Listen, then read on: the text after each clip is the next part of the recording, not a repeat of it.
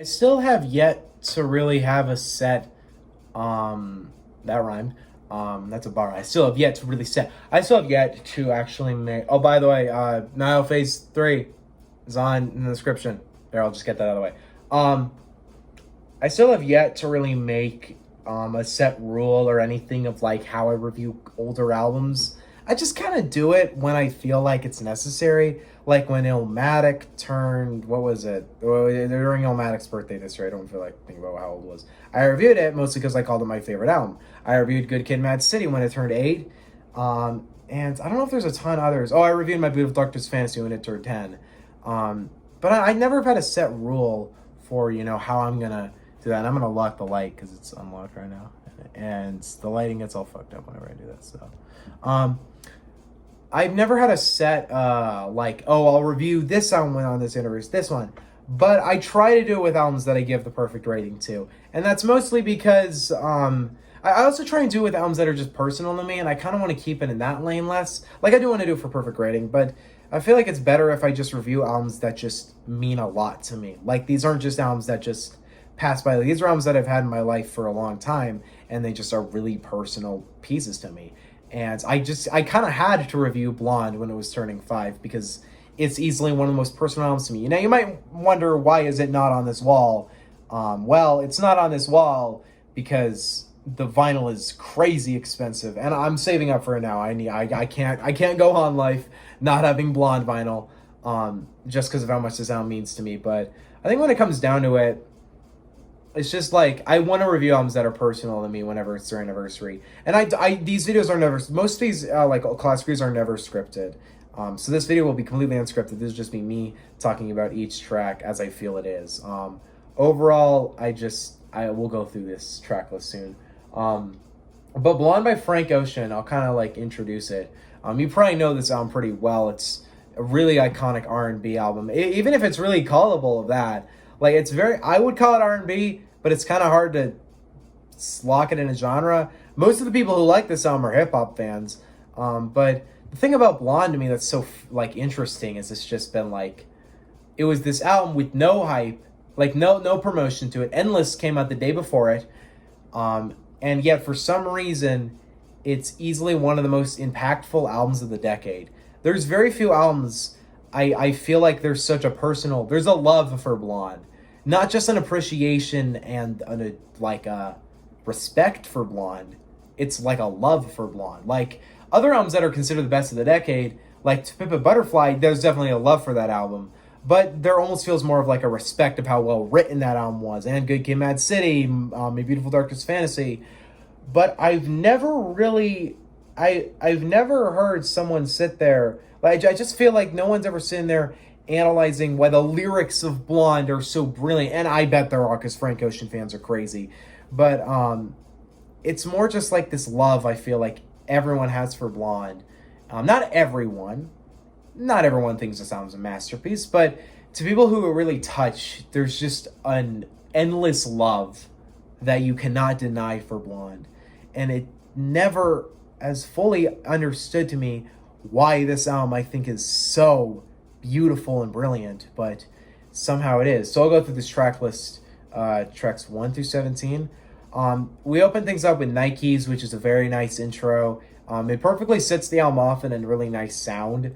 I really like the kind of 808 pattern it really brings out. I like the high-pitched vocals. I think it's a kind of nice note to start on. Overall, it's a nice track. I've never had a ton to say on Nikes, but it's definitely one of the most relaxing, nice cuts on the album. And I quite like the vocals on it. I think it was a great choice. Ivy is a pretty nice track, too. Ivy doesn't use the same vocals, which is nice about it. But there is some, if I'm remembering... so I re-listened to this album last night, okay? And I have a hard time. I get some tracks mixed up, but I'm pretty sure Ivy's the one that ends with the screaming. If not, correct me. Sorry if I'm wrong about that, but Ivy's another really nice track, and it's honestly definitely one of the best on this album. And I really love the kind of this kind of broken relationship he talks about in this album, which this album definitely to me is definitely a breakup kind of album. But the weirdest thing about Blondes is that this is a breakup album, kind of. I mean, to an extent, most tracks have to do with love and loving another person. But the interesting thing about it is it's this album doesn't touch me for that. Like, yeah, this album has helped me through that kind of situation, but it doesn't do the same effect that, like, I don't know, Goodbye and Good Riddance by Juice WRLD does, where the full lyrical him, Juice WRLD, talking about this breakup is what makes that album hit so hard for me. That's not what makes this album hit for me. It's weird. I don't know. Yeah, Ivy's a great track. Obviously, beautiful track. Pink and White is easily one of my favorites. It's probably top 3. This is honestly one of my favorite songs. I adore this song. The piano pattern is damn perfect to me. Frank Ocean's vocals fit so nice over it. It's easily the track I could listen to most casually in this album, because I never get depressed listening to Pink and White. It's just really nice, relaxing. The vocals sound really nice. It's just very uplifting. It's just a great track. I can't even tell you. I love this track. Next we got Be Yourself, which is a call from Frank Ocean's mom that has 45 million streams. More than most Nas songs. That's funny to me. I don't know why that's the case, but Be Yourself is this little interlude from Frank's mom, where she has the very iconic line, many college students have gone to college. It's basically just a track of his mom saying, don't drink and don't do drugs. And I still have yet to really find out what the message is, because there's not really some big thing about this album about drugs, but I think it's an interesting choice to include it on this. And I would like to hear, Frank, I've learned there's a lot of deep things to Blonde that I've never realized. And I think there's a deep meaning to Be Yourself that I'll never realize. But I'd highly recommend people talking about it in the comments. Solo is another one of my favorite tracks, because I really like this kind of bass line it goes on. It has a very fast-paced kind of sound to it. It's definitely one of the more... it's not meant to be nearly as relaxing, but I like it. I like it for what it is. I don't have a ton to go off on this one, but I overall just think it's a very nice track. I've basically just that bass. I just like how that was done. Skyline 2, this is a track I never had a ton to say on. It's probably the one not my least favorite track, but it's definitely the one I don't think about the most. Skyline 2 is nice. Very nice vocals. It's very much what you expect from Blonde. The first half of this album, to me, isn't what hits me. And I'm going to talk way more about the last, 4 tracks on this album than any other piece of this album. Or at least 5 tracks. And you might wonder why. I'll explain why when I get there. But Skyline 2 is a nice track. Self-Control is another one of my highlights here. It's definitely one of the softest, nicest. I think this and Good Guy really combine to be a really great duo. Just 2 really nice, relaxing tracks. It's very nice. Vocals, love both of them. Next we get into Nights, which is easily one of my favorites on this album. I love the beat switch on this track, but mainly what I really love about this track is I really love the kind of the fast-paced kind of uplifting, but just kind of it's hard to describe it. I love the night kind of sound of this album. It perfectly goes on its name. Especially I love the whole kind of just this. It's a very uplifting track, and that's what I really like about this track.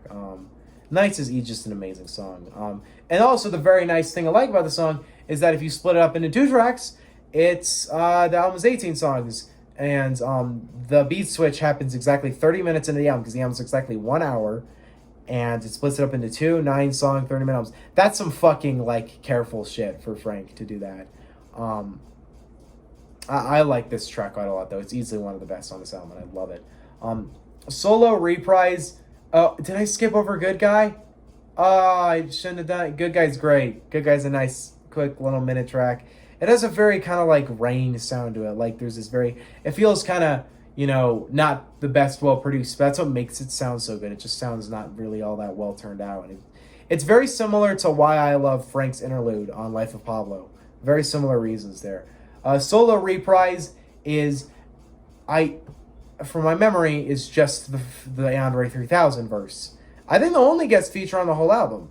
And it's a really fun verse, because it's just this piano melody and Andre kind of scatteredly rapping over it. I think Andre 3000 is one of my favorite feature artists ever. I mean, he's one of my favorite artists. Come on. It's Outkast. But I really enjoyed what he did on this track. He had a lot of fun on this one. I'm very interested always though, if any Frank Ocean fans in the comments, why is Solo Reprise, why does it have Franco? Why does it have Andre? Why?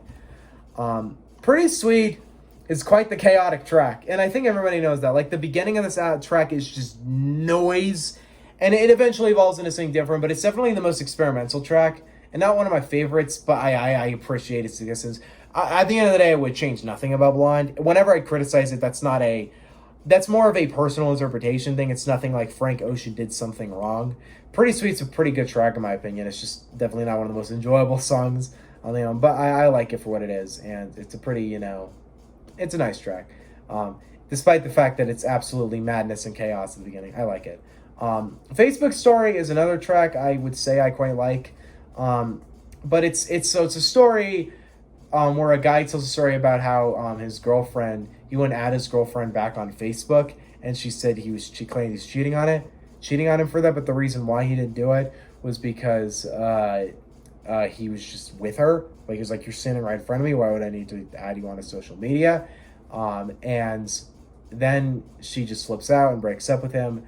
It's a nice track, it's a nice addition. I like its inclusion on the album, and I think it works. I also think discussing breakups on an album about a breakup works perfectly. Close to You is another nice track. It's kind of like Good Guy. It's just a nice little minute interlude. I like it for what it is. I'm not going to talk about too much about Close By, because you might sit there thinking, okay, we're 11 minutes in. He's going to talk about the last 4 tracks, and it's only going to be a 15-minute review. No, I am going to talk about these tracks for probably a pretty good amount of time, because this 4-track run, oh my God. What the hell? White Ferrari. We'll start with this track. This is what I would call my favorite Frank Ocean song. And to a lot of extents, if I were to give you like 20 of my favorite songs, it would not be complete without White Ferrari. This track literally means the world to me, and I never have gotten fully why this track hits so much harder than anything Frank Ocean's done. Honestly, the tracks that follow it hit pretty damn close to me, but there's just something that's just so like magical about White Ferrari, but sad about White Ferrari. Going through the entire progression of the track. I'm gonna look at the lyrics just so I can really go through the whole song in my head. I definitely have the whole thing memorized. I know that for a fact. It's not a hard song to memorize, but honestly, and I didn't know until the other day, until one of my friends let me know.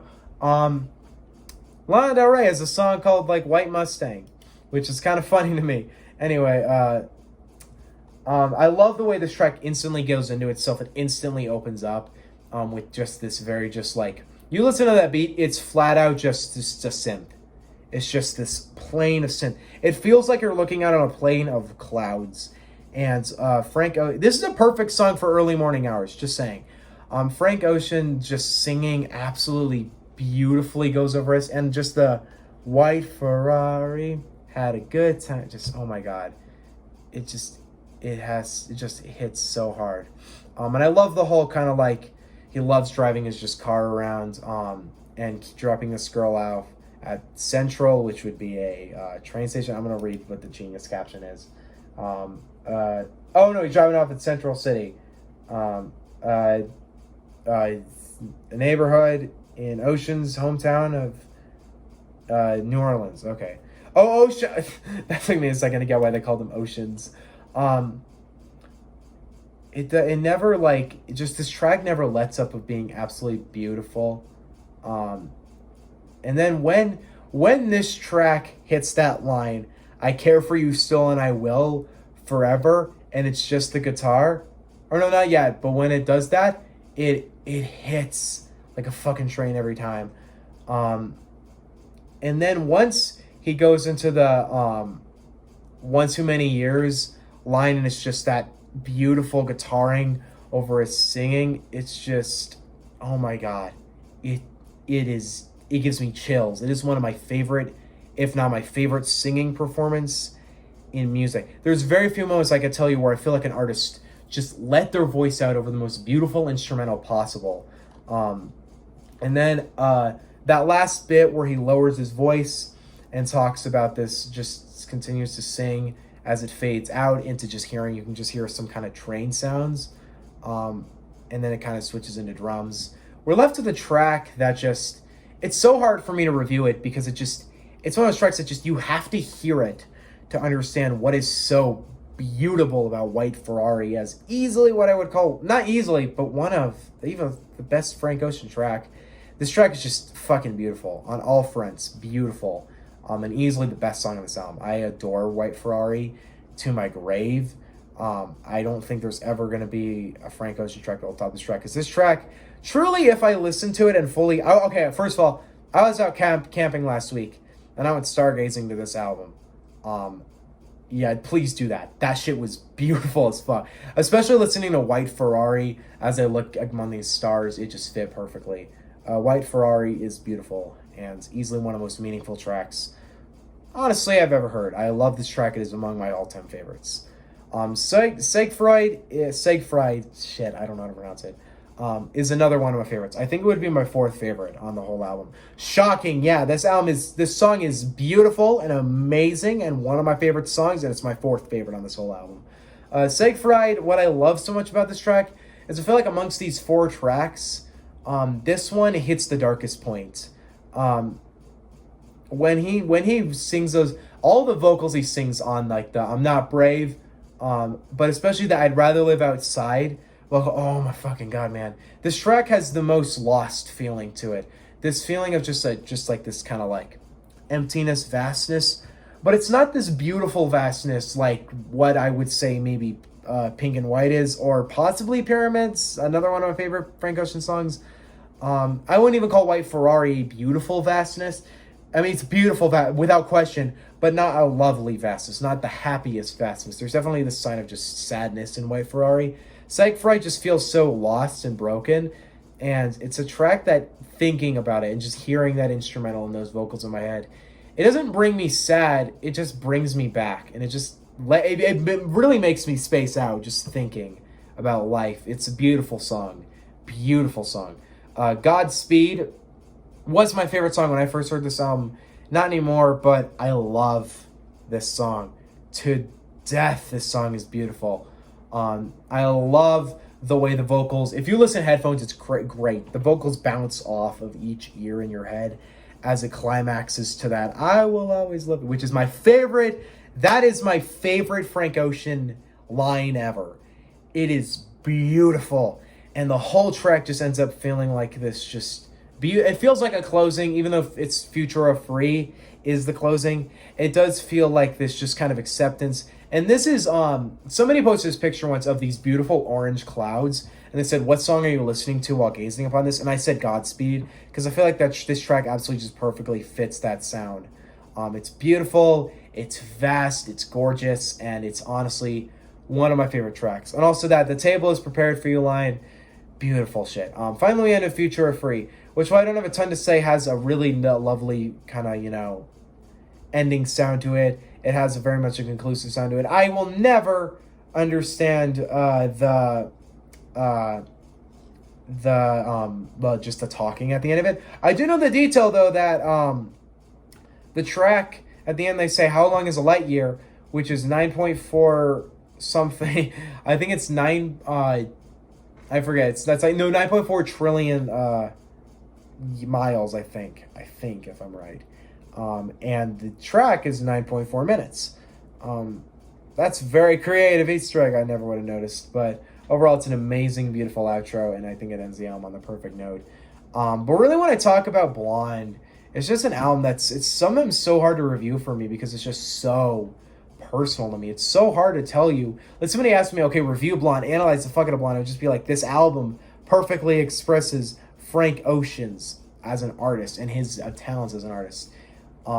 It perfectly lets his voice be the center of this vastness and this just beautiful like masterpiece of an album. It's just Frank Ocean is that center of it. And it's an album that I consistently listen to and think about. And it would easily make a video of my all-time favorite albums. Maybe not a top 10 favorite albums, but at least top 15 favorite albums. This album is absolutely magnificent, and honestly, it's hard to even describe it at this point. Y'all know I'm giving it the right. I'm obviously giving this album an A+ because it's Blonde. But at the end of the day, this album is never gonna. I don't think I'll ever beat this. I think this is just a masterpiece, and except for Miseducation, which is barely R&B. Okay, in terms of an album that is full on R&B, like there's no hip hop. Okay, except for Solo Reprise and Andre 3000, Blonde is like would be the best fully R&B album, in my opinion. Because I don't call Thriller R&B, and I call Miseducation of Lauryn Hill R&B. But if you do just say, well, there's hip hop and Miseducation, then Blonde is the best. Beautiful album, love it to death. What do you guys think on Blonde? Are you happy that's turning 5? I'll do more reviews on albums that are personal to me. I don't know what to be next, though. I mean, I think Ready to Die turns, what would it be now? That's 20. It would be about 27. I'll probably review Ready to Die when it comes out, because that's one of my favorite albums. Anyway, I don't have anything else to say. Blonde is a motherfucking masterpiece. See you guys next time. Peace out. And let's discuss the Kendrick album next. Bye.